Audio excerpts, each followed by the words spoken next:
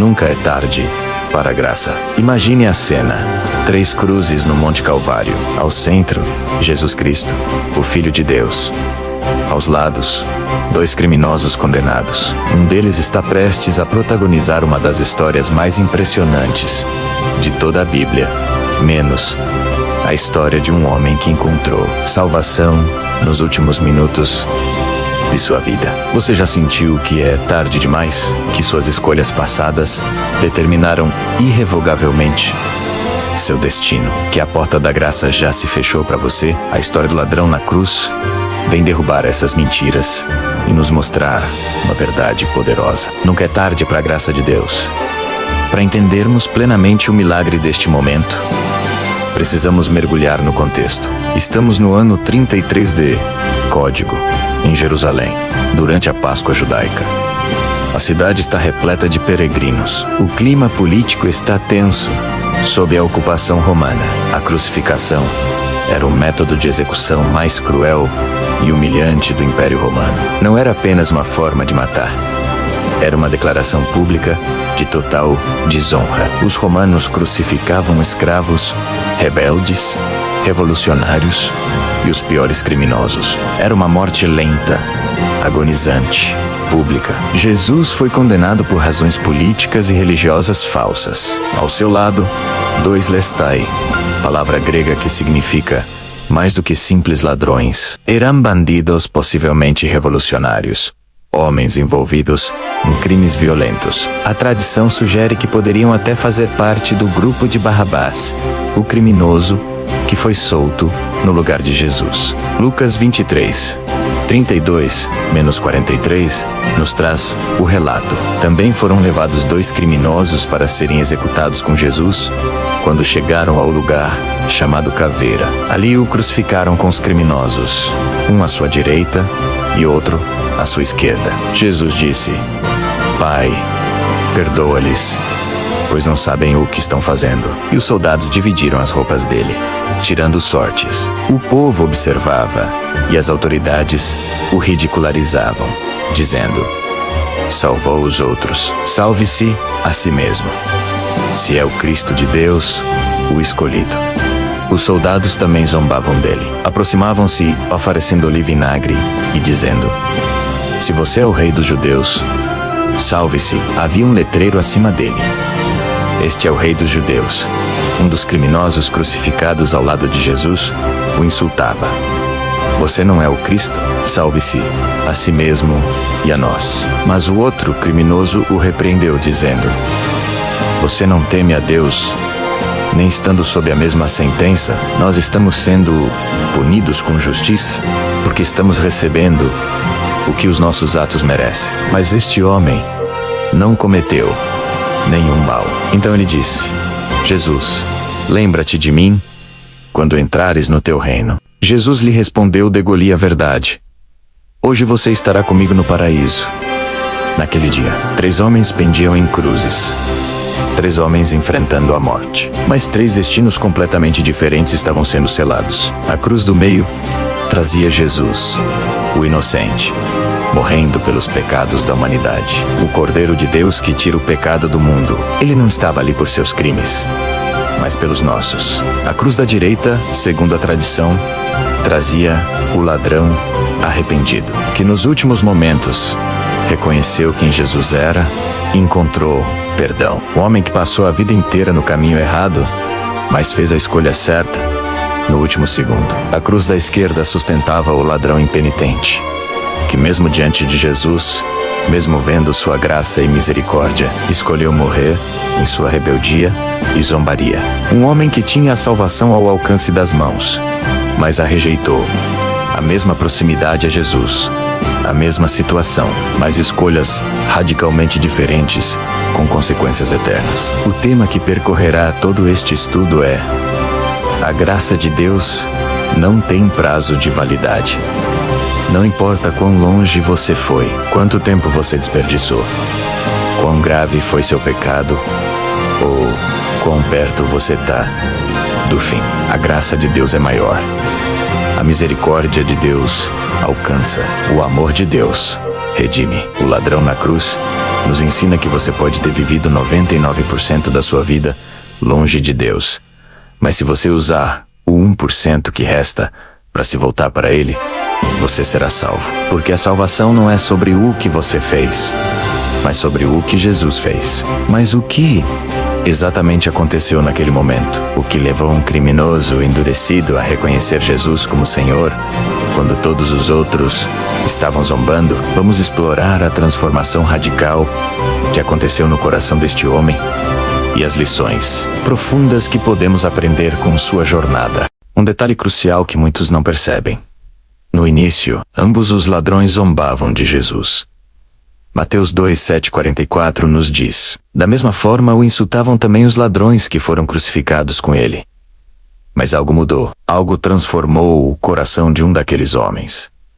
O que fez a diferença? O que ele viu ou ouviu que provocou tamanha mudança? Enquanto os soldados pregavam os cravos, enquanto a multidão zombava, enquanto a dor era insuportável, Jesus não amaldiçoou, não vingou-se, não proferiu palavras de ódio. Este ladrão estava acostumado com violência. Provavelmente ele mesmo havia machucado, talvez matado pessoas, mas nunca tinha visto alguém responder ao sofrimento como Jesus. Pai, perdoa-lhes, pois não sabem o que estão fazendo. Imagine o impacto dessas palavras. Jesus não estava pedindo vingança, mas perdão. Não para si mesmo, mas para aqueles que o crucificavam. Que tipo de homem faz isso?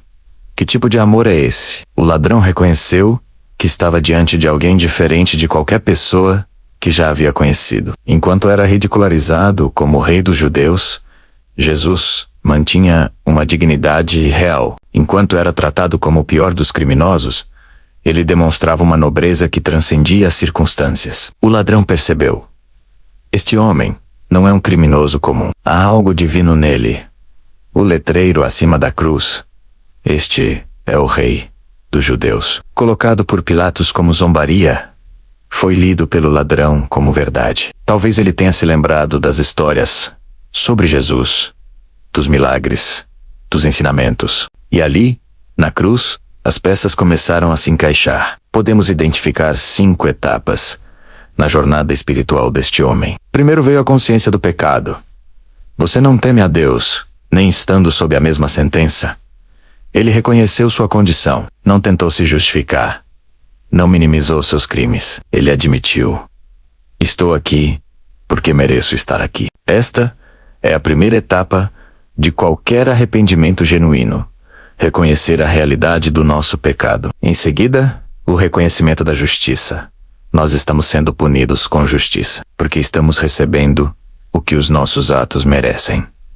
Ele não culpou a sociedade, o sistema, sua infância difícil ou suas circunstâncias. Ele assumiu responsabilidade total por suas escolhas. Isso é raro e profundo, menos aceitar que merecemos as consequências de nossos atos. Então veio o reconhecimento da inocência de Jesus.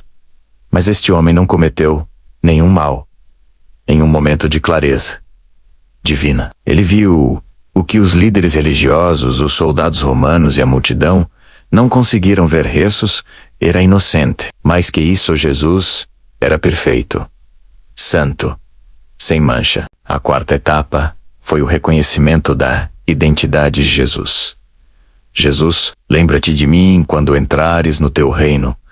Esta é uma das declarações de fé mais impressionantes da Bíblia. Pense no contexto. Jesus está sendo crucificado como criminoso. Está sangrando, sofrendo, morrendo.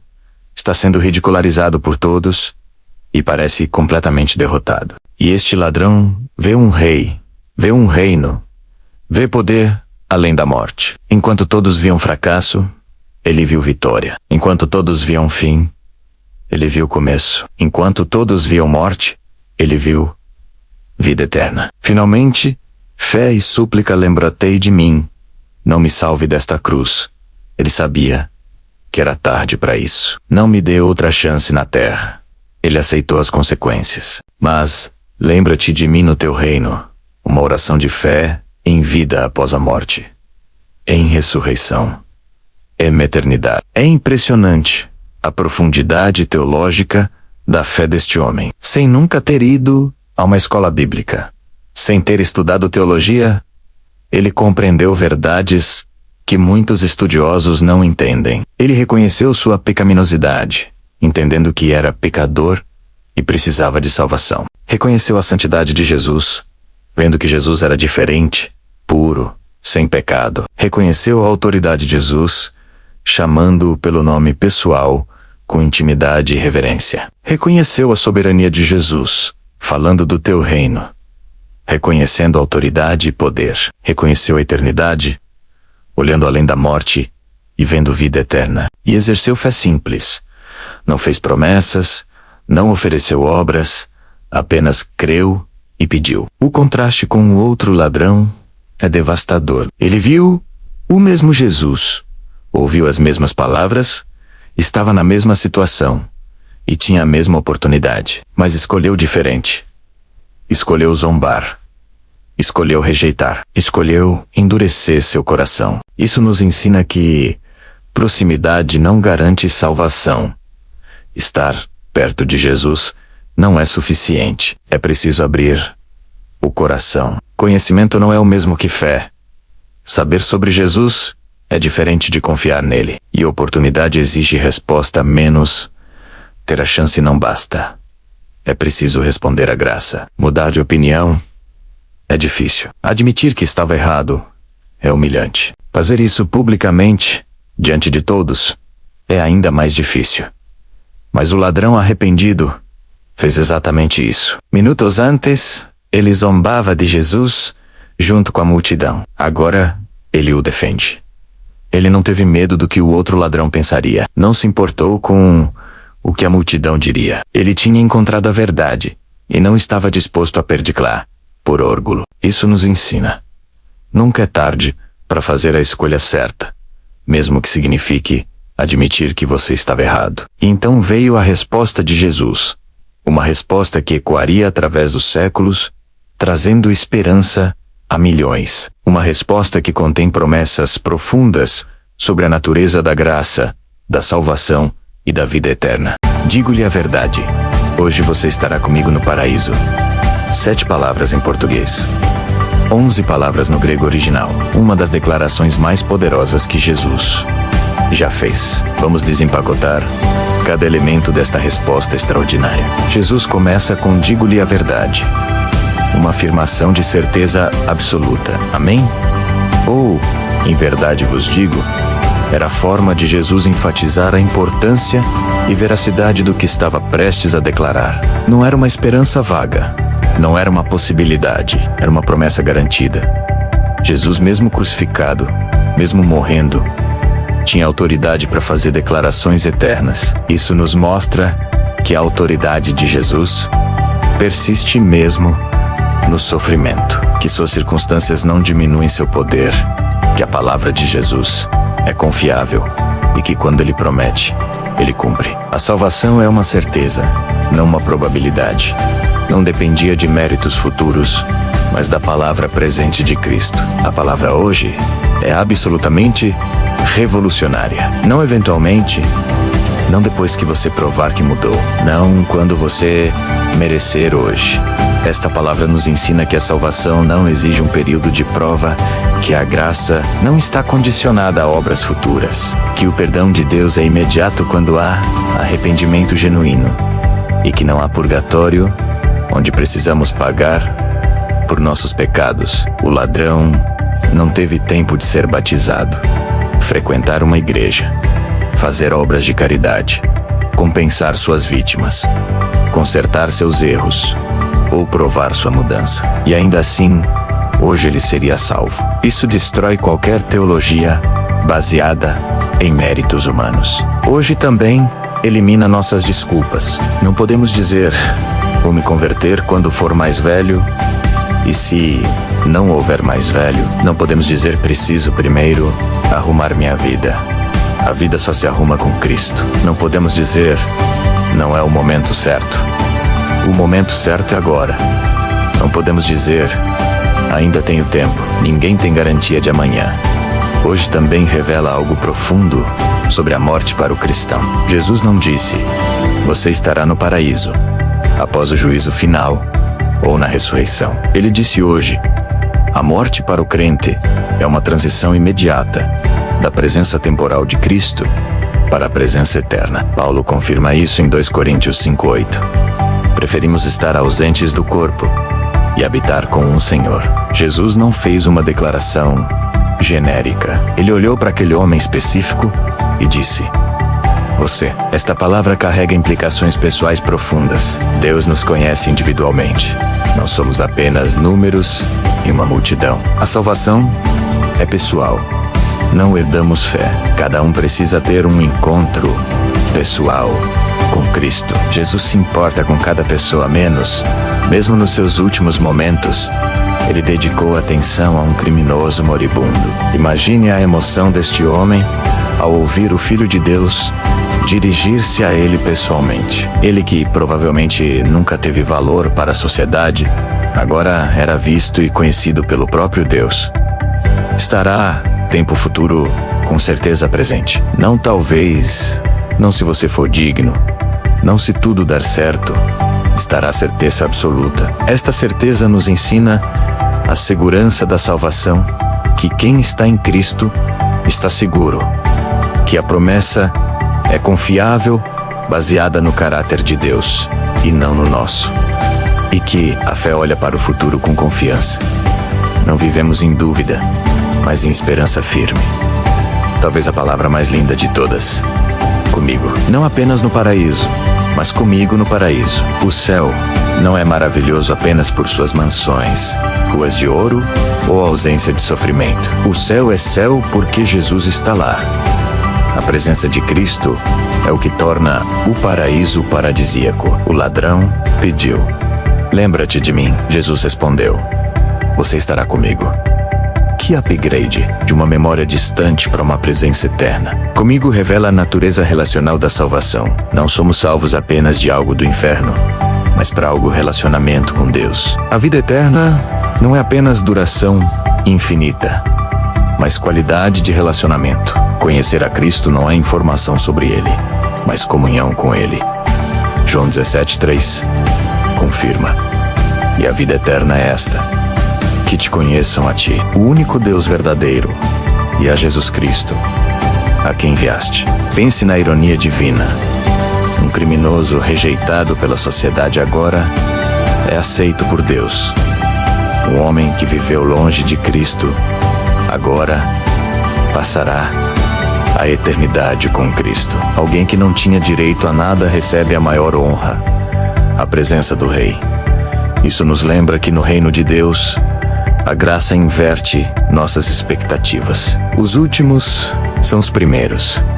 Os perdidos são achados. Os mortos recebem vida. Jesus usa a palavra paraíso, originalmente uma palavra persa, que significa jardim murado ou parque real. Há uma beleza poética aqui. A humanidade perdeu o paraíso no jardim do Éden por causa do pecado. Agora, através da cruz, o paraíso é restaurado. Jesus, a árvore da vida, pendurado em uma árvore de morte, abre novamente o caminho para o jardim de Deus.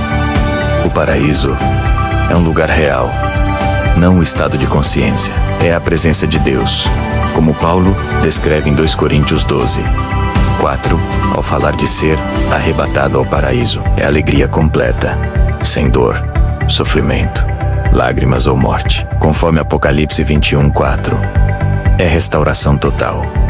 Tudo o que o pecado destruiu será renovado. É comunhão perfeita com Deus e com outros redimidos. Interessante notar que Jesus fala do paraíso como algo acessível hoje, antes mesmo da ressurreição final. Isso nos ensina que há um paraíso intermediário, onde os crentes vão imediatamente após a morte, e um paraíso final, menos a nova terra e os novos céus após a ressurreição. Ambos são gloriosos. Ambos são com Cristo. Ambos são promessas firmes. A resposta de Jesus ao ladrão revoluciona várias áreas da teologia. Primeiro, confirma a salvação pela graça, através da fé. O ladrão Não tinha obras para apresentar, tempo para melhorar ou oportunidade de se redimir. Ele tinha apenas fé. E isso foi suficiente. Paulo escreve em Efésios 2, 8-9. Porque pela graça sois salvos, mediante a fé. E isto não vem de vós, é dom de Deus, não de obras, para que ninguém se glorie. A salvação do ladrão prova que a obra de Cristo na cruz é completamente suficiente. Não precisamos adicionar nada. O sangue de Jesus pagou totalmente a dívida. Também demonstra a imediatez da salvação. Não há período de espera, purificação ou prova. O arrependimento genuíno resulta em aceitação imediata e confirma a segurança do crente. Se um criminoso pode ter certeza de salvação, baseado apenas na palavra de Jesus, quanto mais nós, que temos o testemunho completo das Escrituras e a obra contínua do Espírito Santo. Esta história maravilhosa não é apenas um registro histórico. Ela é um espelho que nos força a confrontar nossas próprias escolhas e atitudes. A história do ladrão na cruz não é apenas teologia abstrata. Ela contém verdades práticas que podem transformar nossa vida hoje. A primeira grande lição é que nunca é tarde demais para recomeçar. Quantas pessoas vivem prisioneiras da mentira de que já é tarde demais? Já vivi tanto tempo longe de Deus. Já fiz coisas terríveis demais. Já desperdicei muitos anos. Já machuquei pessoas demais. O ladrão na cruz destrói esse mito. Ele literalmente estava nos últimos minutos de vida. Se não era tarde para ele, não é tarde para ninguém. Não importa a sua idade menos 15 ou 95 anos. Não importa seu passado, vícios, crimes, traições. Não importa quanto tempo você esteve longe, menos 5 anos ou 50 anos. Não importa o que você fez menos. Deus pode perdoar qualquer pecado. A Bíblia está repleta de recomeços tardios. Moisés tinha 80 anos quando começou seu ministério. Paulo perseguiu cristãos antes de se tornar apóstolo. Pedro negou Jesus 3 vezes, mas se tornou líder da igreja. A mulher samaritana tinha 5 maridos, mas se tornou evangelista. O denominador comum, a graça de Deus, que não respeita cronogramas humanos. Que área da sua vida você tem considerado tarde demais para mudar? Que mentira você precisa deixar de acreditar hoje? A segunda lição é que a salvação é simples, não complexa. O ladrão não fez um curso de discipulado, uma confissão formal, elaborada, uma oração decorada específica, ou uma série de rituais religiosos. Ele simplesmente reconheceu seu pecado. Reconheceu Jesus como Senhor e clamou por misericórdia. E foi salvo. Às vezes, complicamos demais a fé. Dizemos, você precisa usar estas palavras exatas. Você precisa passar por estes rituais. Você precisa entender toda a teologia. Você precisa mudar completamente antes de vir a Deus. Mas Jesus tornou simples. Venham a mim, todos os que estão cansados e sobrecarregados. Mateus 11:28. Para quem busca salvação, você não precisa ser perfeito para vir a Cristo. Não precisa entender todos os mistérios da Bíblia. Não precisa ter sua vida arrumada primeiro. Você só precisa vir como está, com fé genuína. Para quem já é cristão, não complique o evangelho para outros. Não adicione pesos que Deus não colocou. Não crie barreiras onde Cristo construiu pontes. A oração mais simples é suficiente. Senhor, eu sou pecador. Eu creio que você é o Salvador. Tenha misericórdia de mim. Se essa oração foi suficiente para um criminoso na cruz, ela é suficiente para você. A terceira lição: nossas circunstâncias não determinam nossa espiritualidade. O ladrão estava crucificado em dor extrema, morrendo sem futuro terreno, ridicularizado, sem apoio social, despido, sem dignidade, condenado, sem esperança legal. E ainda assim, ele conseguiu enxergar quem Jesus era, exercer fé genuína, defender a verdade e encontrar salvação. Você não precisa esperar circunstâncias ideais para se voltar para Deus. Não precisa estar numa igreja bonita. Não precisa ter sua vida organizada. Não precisa estar num bom momento emocional. Não precisa ter todas as respostas. Talvez você esteja numa cama de hospital, num casamento destruído, numa crise financeira, numa prisão literal ou figurativa, numa depressão profunda. As circunstâncias não impedem Deus de agir. Na verdade, muitas vezes é nas circunstâncias mais difíceis que experimentamos mais profundamente a graça de Deus. José encontrou propósito na prisão. Paulo escreveu cartas de alegria da cadeia. Jó adorou a Deus mesmo após perder tudo. Jesus salvou um ladrão enquanto morria. As circunstâncias são temporárias. As decisões eternas são permanentes. A quarta lição é que a graça é inclusiva, mas requer resposta. 2 ladrões, mesma oportunidade, destinos diferentes. Isso nos ensina que a graça está disponível para todos. Deus não faz acepção de pessoas, mas a graça precisa ser recebida. Menos proximidade não é o mesmo que aceitação. O ladrão que rejeitou Jesus não foi mais pecador que o outro. Ele simplesmente escolheu diferente. Essa escolha teve consequências eternas. Conhecer sobre Jesus não salva. Confiar em Jesus salva. Estar perto da igreja não salva. Estar em Cristo salva. Ouvir o Evangelho não salva. Responder ao Evangelho salva. Pergunte-se honestamente: você está apenas próximo de Jesus ou está em Cristo? Você conhece sobre Deus ou conhece a Deus? Você admira Jesus de longe ou o segue de perto? Você está familiarizado com o Evangelho ou transformado por ele? O perigo da procrastinação espiritual é real. Eu vou pensar sobre isso. Mais tarde eu tomo essa decisão. Ainda não é o momento. O ladrão impenitente pode ter pensado: vou zombar agora. E depois, se sobreviver, talvez eu busque a Deus. Mas não houve depois. Não há garantia de amanhã. Hebreus 3:15 alerta: hoje, se ouvirdes a sua voz, não endureçais os vossos corações. A quinta lição é que a verdadeira mudança vem de dentro para fora. Note a progressão do ladrão arrependido.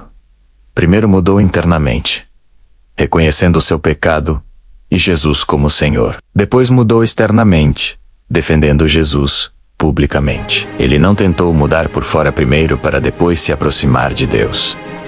A transformação veio do encontro com Cristo, não como pré-requisito para o encontro. Muitos tentam: vou parar de beber, depois vou buscar a Deus, vou arrumar meu casamento, depois vou para a igreja, vou organizar minha vida, depois vou me converter. Mas a ordem correta é vir a Cristo como você está. Deixar Ele transformar você de dentro para fora. E a mudança externa será consequência, não causa.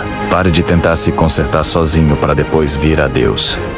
Venha a Deus quebrado e deixe Ele te reconstruir. Como Paulo escreve em 2 Coríntios 5:17, se alguém está em Cristo, nova criatura é. As coisas velhas já passaram, eis que se fizeram novas. Quando a transformação é genuína, ela vem de dentro para fora. É sustentável e não superficial. É motivada por amor e não por medo. É fruto do Espírito e não de esforço próprio. Estas 5 lições nos confrontam com escolhas práticas que moldarão não apenas nosso hoje, mas nossa eternidade.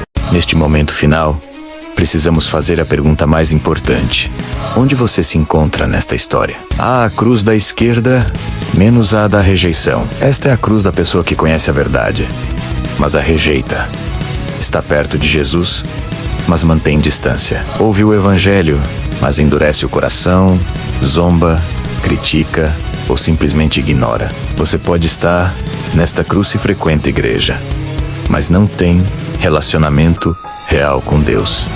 Se conhece a Bíblia intelectualmente, mas não obedece. Se usa a linguagem cristã, mas não vive princípios. Cristão se sente confortável em seu pecado, se acha que ainda tem tempo para decisões espirituais. Se critica mais do que adora. Se está mais preocupado com aparências que com transformação. Esta é a cruz mais perigosa, porque combina conhecimento com rejeição. Jesus disse que seria melhor nunca ter conhecido o caminho da justiça do que conhecer e se afastar dele. Hoje, se ouvirdes a sua voz, não endureçais os vossos corações. Cada não a Deus torna o coração um pouco mais duro. Cada adiamento torna a decisão um pouco mais difícil. Não presuma que terá outra chance. Há a cruz da direita, menos a da redenção. Esta é a cruz da pessoa que reconhece seu pecado honestamente. Vê Jesus como ele realmente é. Clama por misericórdia, sem desculpas. E confia na graça, acima de méritos próprios. Você está nesta cruz quando admite que precisa de salvação? Reconhece que não pode se salvar sozinho. Vê Jesus como Senhor e Salvador. Está disposto a se arrepender. Confia mais em Jesus, que em si mesmo está pronto para seguir a Cristo. E não apenas admirá-lo. Quer uma transformação real e não apenas religiosidade. Se esta é sua cruz, você tem a mesma promessa que o ladrão recebeu. Hoje você estará comigo no paraíso. Não é sobre ser perfeito. É sobre ser honesto. Não é sobre merecer. É sobre aceitar o que não merecemos. Não é sobre o que você pode fazer. É sobre o que Cristo já fez. E a cruz do meio menos a da salvação. Jesus na cruz é o preço pago pelo nosso pecado, a ponte entre Deus e a humanidade, a demonstração do amor divino, a única fonte de salvação. Você não pode se salvar sozinho. Todos pecaram. O pecado tem uma consequência menos o salário do pecado. É a morte. Jesus pagou o preço. Cristo morreu por nós, sendo nós ainda pecadores. A salvação é pela graça através da fé. Não vem de obras. E a decisão é pessoal. Menos cada um precisa responder individualmente. 3 perguntas definem seu destino. Primeira, você reconhece que é pecador e precisa de salvação? Não compare-se com outros. Compare-se com um padrão de Deus. Perfeição absoluta. Todos nós falhamos.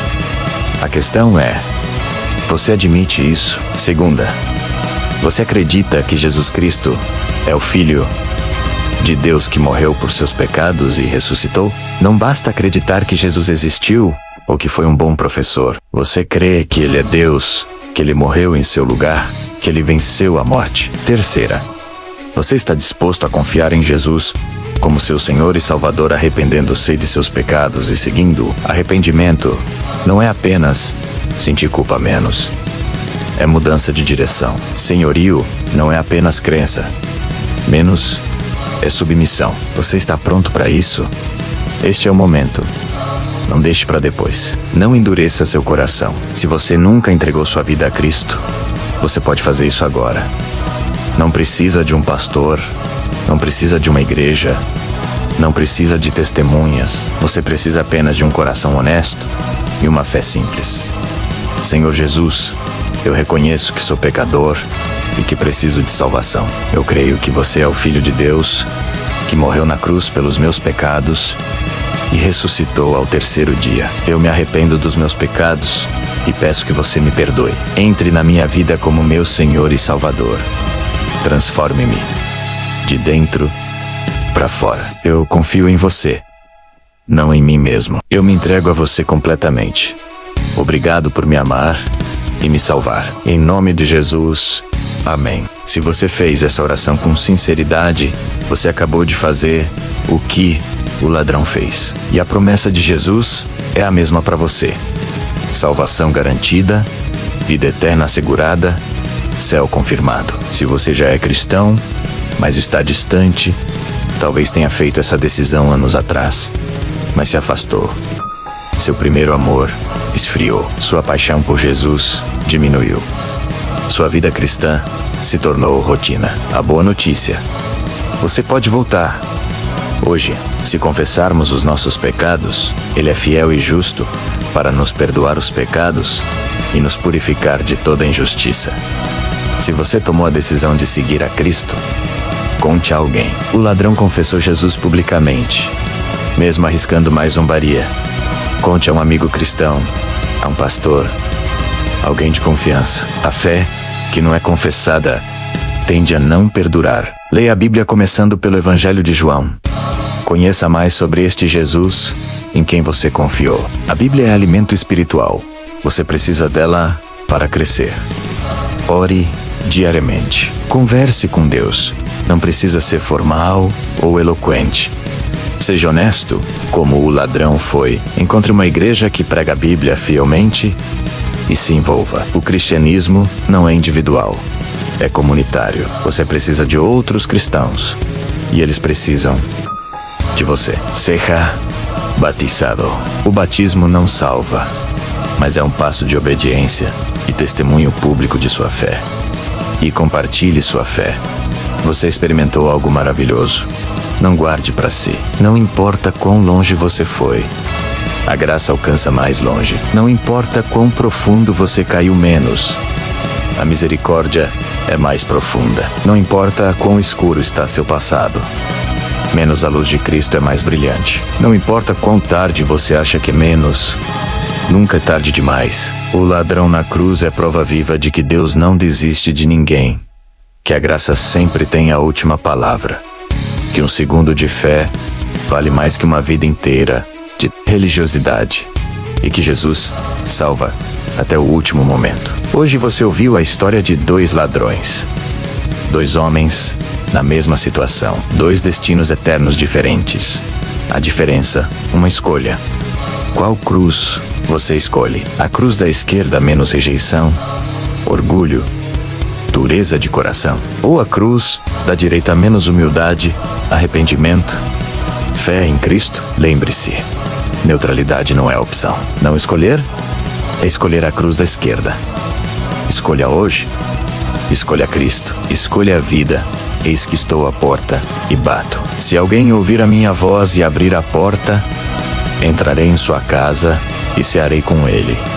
E ele comigo. Jesus está batendo.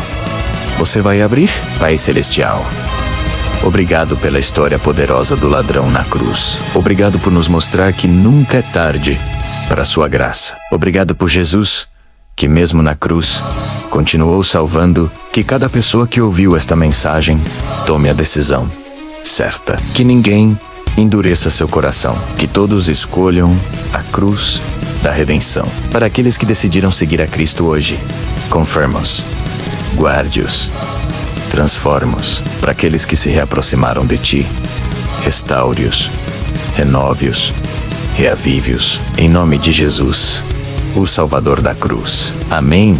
Nunca é tarde para a graça. Hoje é o dia da salvação. Escolha Cristo. Escolha a vida.